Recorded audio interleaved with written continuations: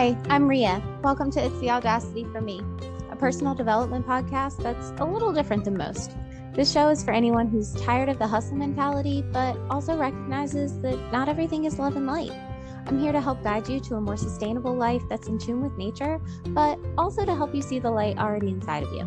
I can't wait to see you in this week's episode. Let's go.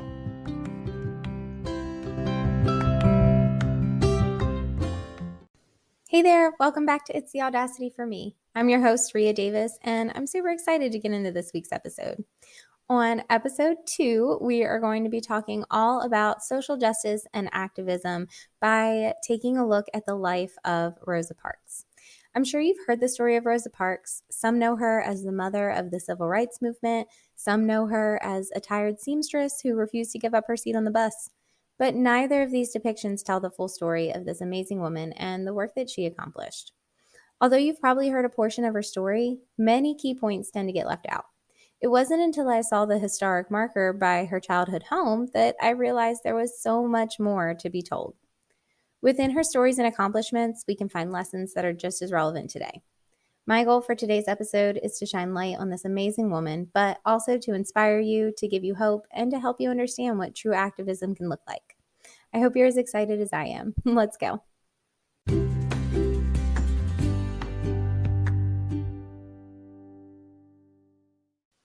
So who was Rosa Parks? Well, the story that we've all heard happens in December of 1955. So on December 1st, 1955, Rosa Parks, a seamstress who was tired from a day's work, refused to give up her seat at the front of the bus for a white man, and she was then arrested and fined. Now, this is the story that most of us hear, and maybe it's stopped right there for you. Maybe that's all you've heard, and that's okay because we're going to talk about it. So, what happened after she got arrested and fined for refusing to give up her seat at the front of this bus? Well, the NAACP Montgomery chapter president, E.D. Dixon, helped Rosa to fight the case. They knew that this could bring controversy, it could bring death threats, it could bring harassment, it could bring all sorts of attention that they probably didn't want. But they did it anyway because they knew it could lead to significant social change. It would bring the attention that could lead to that change. And from this arrest, from that refusal to give up her seat on December 1st, that sparked a 381-day bus boycott led by Dr. Martin Luther King Jr.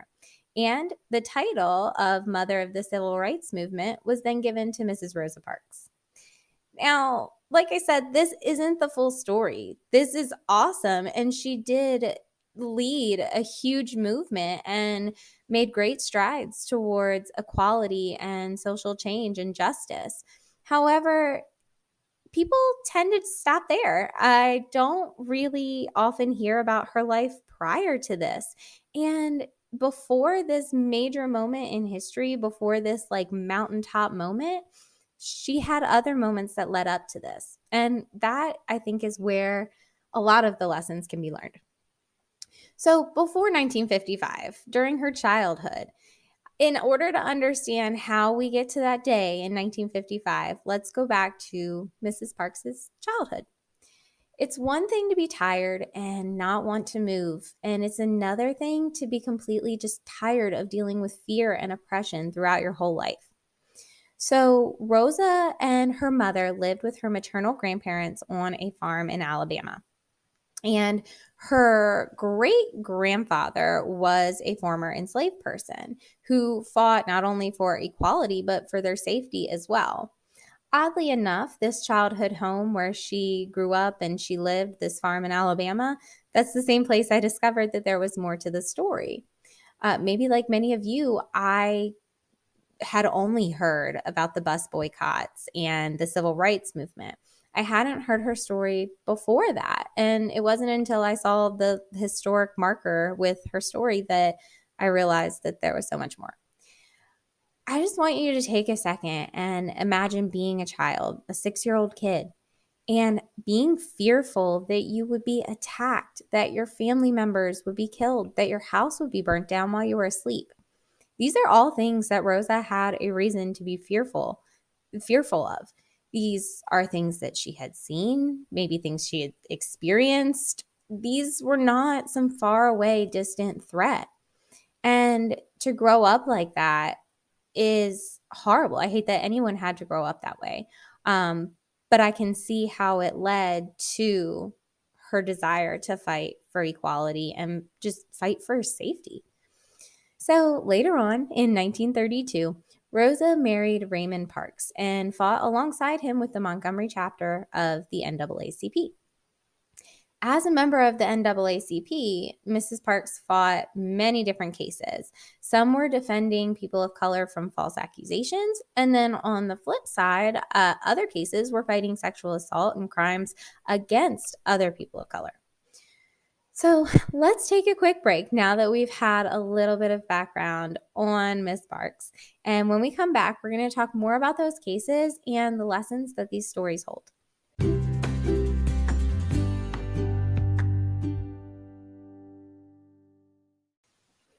Before I talk specifically about the cases that Rosa Parks was involved in prior to the bus boycott, I want to give a quick warning that it is a bit graphic. I debated whether or not I was going to share the more graphic details of the cases, but decided that I don't want to discount these details because it's important to understand the true horrors of racism. I really don't feel comfortable sugarcoating it, and I just don't think that it's something that I want to leave the details out. So with that being said, there will be mention of racism and racist acts, SA, four-letter R word, and other injustices. I know that those are very strange ways to phrase that, but I didn't want to get too detailed with the wording, as I know specific words can be very triggering. And also, in case I'm on speaker or in the car with little ears, if you are concerned about it being triggering, feel free to fast forward. I'm only talking about it for just a brief second, a brief synopsis of the cases, but feel free to fast forward. And if there are little ears around, now would probably be a good time to pop some headphones in. So just wanted to give that little warning before I got into it. There are two specific cases that I want to talk about that Rosa Parks was involved in. And the first begins at the same time of her marriage. So in Scottsboro, Alabama, we have the Scottsboro case, where 9 Black youths were accused of raping 2 white women. Now, doctors at the time examined the women, and they testified that no rape had occurred. And the youngest of these boys was 12 at the time. Also, many of them didn't know each other prior to this occurring. So just the information and the evidence that they had really wasn't substantial to say that this had happened. However, the state of Alabama still fought to sentence them to death, and they collectively served over 100 years in prison. Now, Rosa Parks got involved with this case when she married her husband, who at the time was fighting to free these young men. And so she entered the fight for these boys as she entered that union with her husband. And together they fought to seek justice and freedom for these young men. Another case that Mrs. Parks was involved in was the case of Recy Taylor, and I apologize if I am pronouncing that incorrectly, but Recy Taylor. Now, this occurred in 1944. Miss Taylor was 24 years old when she was on her way home from work, and she was pulled into a vehicle and raped by several white men. I believe it was 7. When she sought justice through law enforcement, nothing really was done. So Miss Taylor and her family reached out to the Montgomery NAACP, and Mrs. Rosa Parks, she arrived to investigate. While she was there, she was harassed by locals and the police, and the state refused to hold Miss Taylor's abusers accountable. At one point, it was reported that Mrs. Taylor's husband was offered $600 to get his wife to be quiet. No charges were ever brought against these men that assaulted Miss Taylor. So Mrs. Parks, she fought in both of these cases. And as you can see, no real justice occurred. Both Miss Taylor and the Scottsboro children were condemned for life, basically, for things that weren't their fault. So I could understand how Rosa Parks could be feeling defeated and maybe not feeling encouraged. And, it could really hurt when you're fighting and fighting and fighting and you're not really seeing any change. But then in 1955, the bus boycott happened. And this is the pivotal moment that a lot of people miss, because she wasn't just a tired seamstress. She wasn't just tired from a day of work. And I have a quote from Rosa Parks that I would love to read. So, people always say that I didn't give up my seat because I was tired, but that isn't true. I was not tired physically, or no more tired than I usually was at the end of a working day. I was not old, although some people have an image of me being old then. I was 42. No, the only tired I was tired of giving in. And I think that quote speaks volumes, especially when you know the background, when you know her background, when you know what she went through, when you know how she grew up, when you know these cases that she fought and fought and fought for and really saw no change or justice. It wasn't just about being tired and not wanting to get up out of a seat. It wasn't as simple as that, although I think a lot of times it gets boiled down and overly simplified. She was tired of having to live like that. And I can understand. I mean, that's awful that she had to live in fear, but she still never gave up. And in 1996, Rosa Parks was recognized when she received the Presidential Medal of Freedom.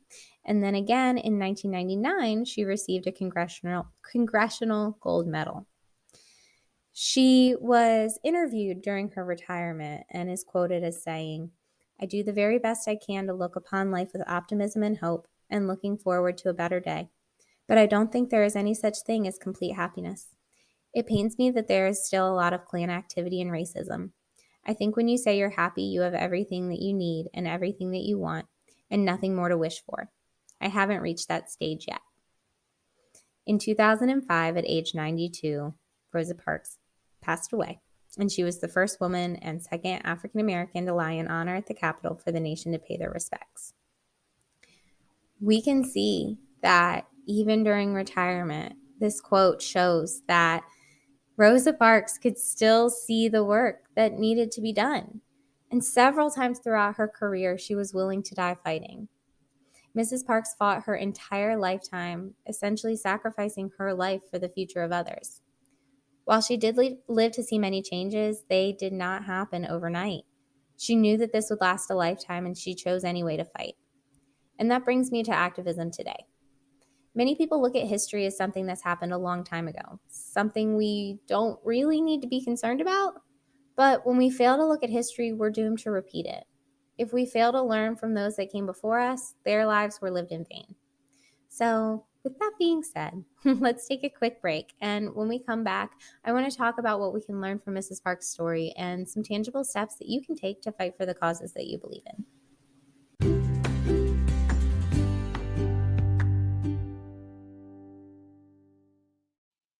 If you're interested in starting a podcast, let me tell you about Anchor. It's the easiest way to make one. It's free. There are creation tools that allow you to record and edit your podcast right from your phone or your computer, and they even distribute your podcast for you. So it can be heard on Spotify, Apple Podcasts, and so many more. And you can even make money from your podcast with no minimum listenership. It's everything you need to make a podcast in one place. All you have to do is download the free Anchor app or go to anchor.fm, that's ANCHOR.FM, to get started.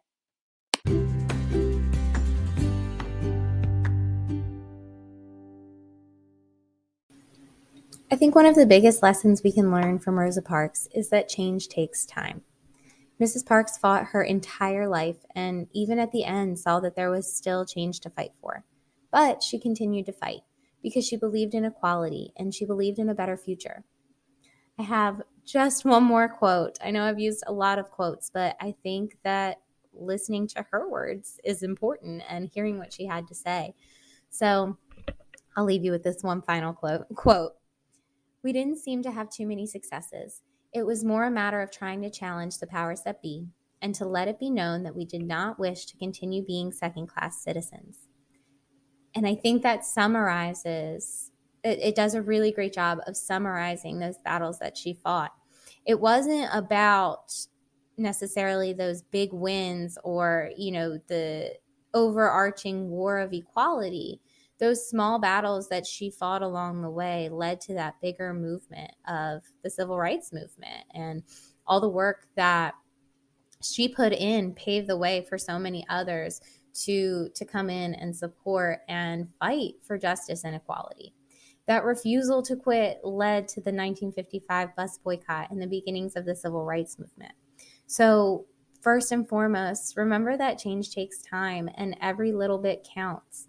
If you're thinking about building habits, we talk about doing something like 5 minutes a day or just like a quick once a day. It doesn't have to be, a sudden overhaul of your schedule or whatever, but those little steps daily add up to big changes. Those little cases, which they weren't little cases, but even though she wasn't seeing those huge successes at the time, she kept fighting. And now here we are in 2022 still fighting, but we can fight for a better future, an even better one for those that come after us. That leads me to the next thing that you can do. Be sure about what you're fighting for. In order to fight for something, you have to be really, really clear on what it is. You have to understand what it is that you believe in and the intricacies and the nuance of whatever that issue is. You also have to know who you are, know what your boundaries are, know what you value. If someone comes up to you, if you are publicly fighting, you are going to have people who fight against you. Otherwise, it wouldn't be a fight. You would have counter protesters, you have the opposite side. That's just how polarity works. If there's a side, there's always going to be two of them. So you have to be really clear on what your side is. And when I say this, I don't mean really read up on someone else's views and memorize them to recite them. I mean, be clear on what you believe in.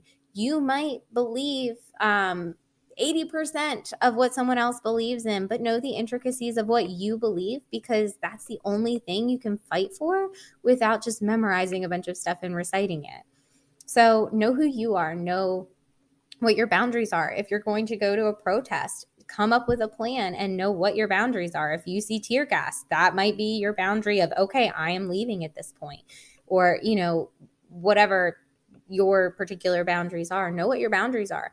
Know what you're willing to do and what you're not willing to do. Know, what you're willing to put out publicly and what you're not. Know what you value.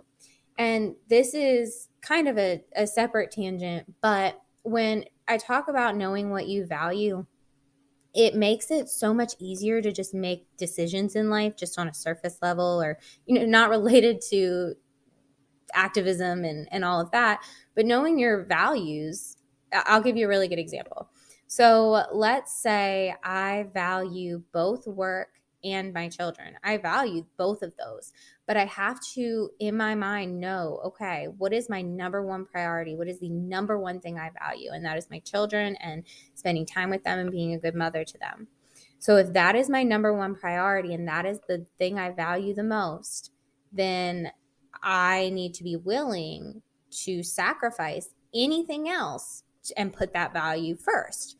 And if you're really clear and you take the time to understand what it is you value and kind of prioritize your life, and let's say, here's a really good, relevant, timely example with Roe versus Wade. So let's say you value choice, you are pro-choice. If that is the case, know that you might need to be willing to sacrifice when it comes to where you spend your money or who you support. So that's all I'm going to say on that. Know what your values are and know what your boundaries are. And then also understand that it may take sacrifice. So let's talk about some specific actions that you can take, and you'll kind of understand where that sacrifice comes in. So going back to knowing who you are, The first step that you can do to take action is to take action on healing yourself. Before you can go out in the streets and protests and call legislatures and write letters and I don't know, I'm just like naming off a bunch of stuff. Before you can do any of that though, you have to heal yourself, because otherwise that action is not coming from a good place. It's coming from a place of anger, and hurt people. And I understand wanting to hurt people with some of the things going on, but you don't want to be a hurt person that hurts other people. At least I don't. I want to spread as much positivity and love and try and heal. Healing. I want to spread healing. So I don't want to be a hurt person that hurts people. So heal yourself. And by healing your own baggage, you'll create a space where you can help others. If you choose to skip this step, it's really, really hard to show up authentically. It's hard to give from your own energy, and it's hard to still feel good. Like I said earlier, if you truly know what you believe, you're not just reciting something off a website or what somebody else said. You feel confident because you are saying what you believe. You're not taking it from anywhere else. So take care of you first, heal yourself first, and then you can create a space to help others.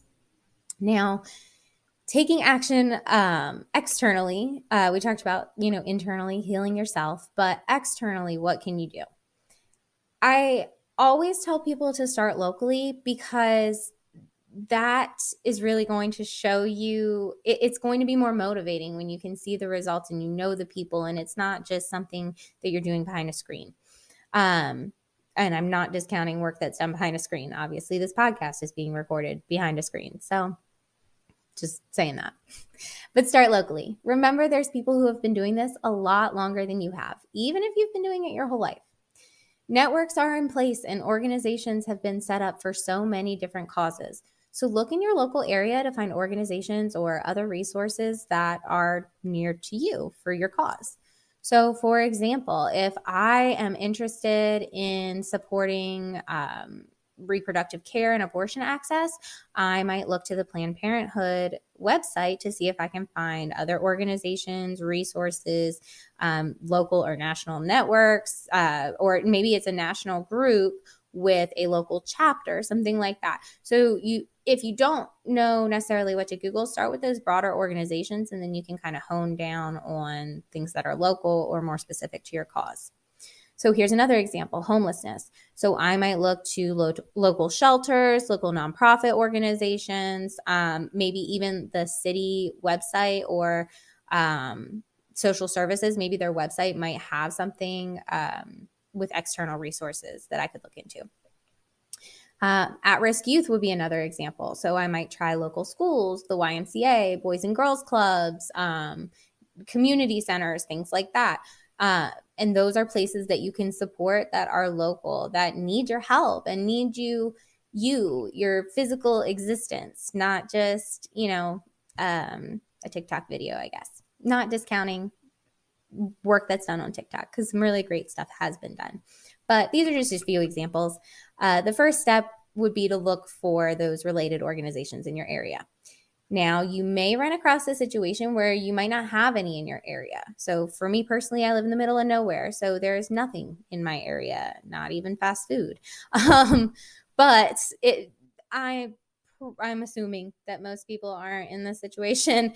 So you should be able to find something, but if not, you should be able to find a list of resources on the websites of other organizations, like I said, with Planned Parenthood, and kind of honing down on more specific, local, kind of stuff. So the reason I say locally, though, is because community is really, really important.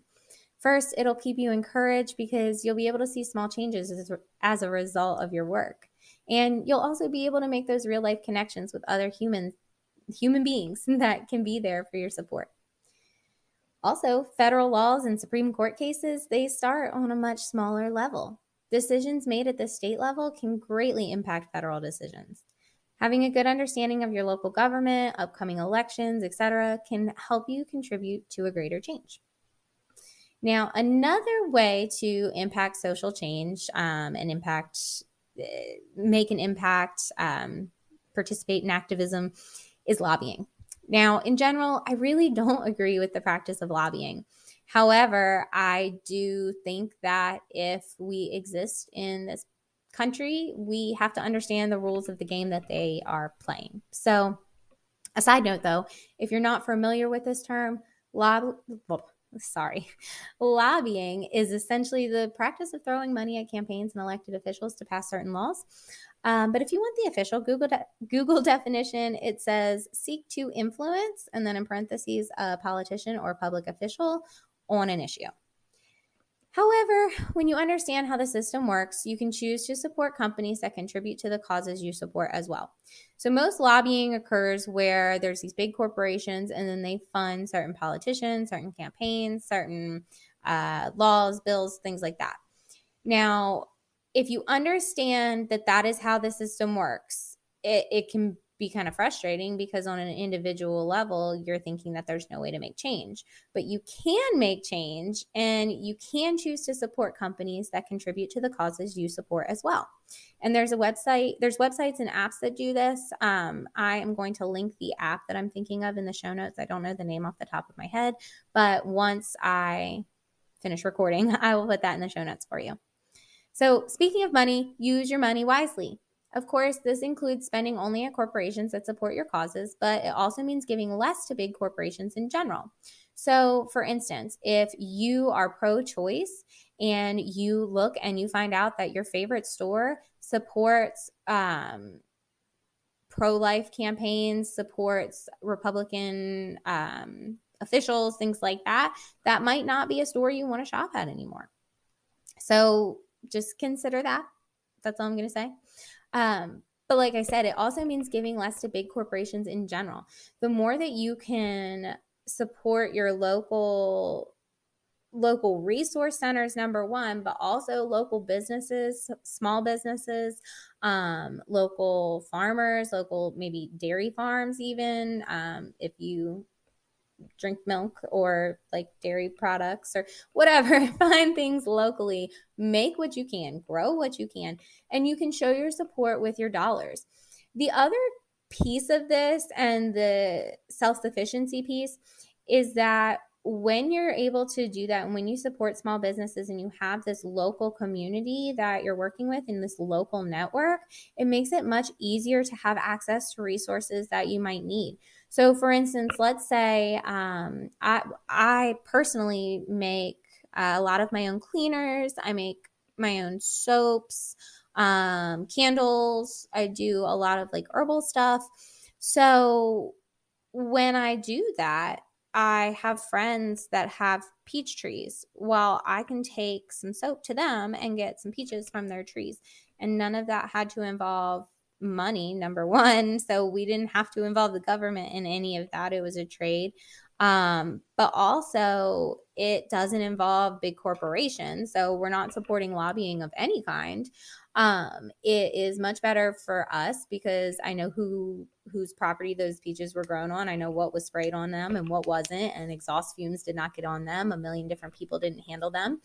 And likewise, they know that soap is much healthier for their skin. It doesn't have any crazy additives in it and things like that. So it's better for both of us individually and personally, but it's better for the environment. We don't have all this shipping and all of that. We don't have potentially poor labor practices or animal testing. There's so many different things that just operating at such a large scale, there's so many problems that can cause, especially when you're talking about big corporations that just generally don't care. They do not care about human beings. And the reason this is if you've ever looked into businesses, small businesses, whatever, LLCs, that type of stuff, when you have a business and you register it as a business, it's its own entity. And the reason that you would want to do that is so that you personally couldn't be legally on the hook for something when it's under the business. So I am not an expert on that. That's just a very surface definition. But when that happens, right, if you have a big corporation that's kind of its own entity, the only thing it's worried about is feeding that entity, is creating more money for the corporation. So that doesn't, if that's the goal, kind of like I was talking about earlier with values, if that is the value of the corporation, then human rights do not matter because that is not in alignment with that high priority value. Hopefully that makes sense. Hopefully I have convinced you to show your support with your dollars for the causes that you believe in, and support small businesses and do what you can on a local level. For tuning in today's episode. There is so much to be learned from Rosa Parks' story, and I hope you found some inspiration. I also am looking for guests on the podcast. So if you have a story that you are interested in sharing, please reach out. I have a few interviews scheduled for upcoming episodes, and I would love to have more. If this is something you are interested If this is something you're interested in, I will include my email in the show notes. So just send me an email and tell me a little bit about yourself and what you'd like to share, and we will go from there. If you're interested in more content like this show, join me over on Patreon, where you will have exclusive access to bonus content as well as a shout out on the podcast. And last but not least, don't forget to find me over on TikTok so we can connect. I can't wait to see you next time. Bye, guys.